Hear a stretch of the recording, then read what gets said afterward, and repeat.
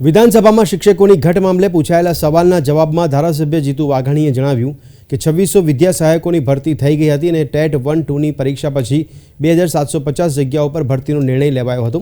પહેલા ફેઝની ભરતી થઈ ગઈ છે અને હાલ ભરતી માટે નવી નીતિ બની રહી છે।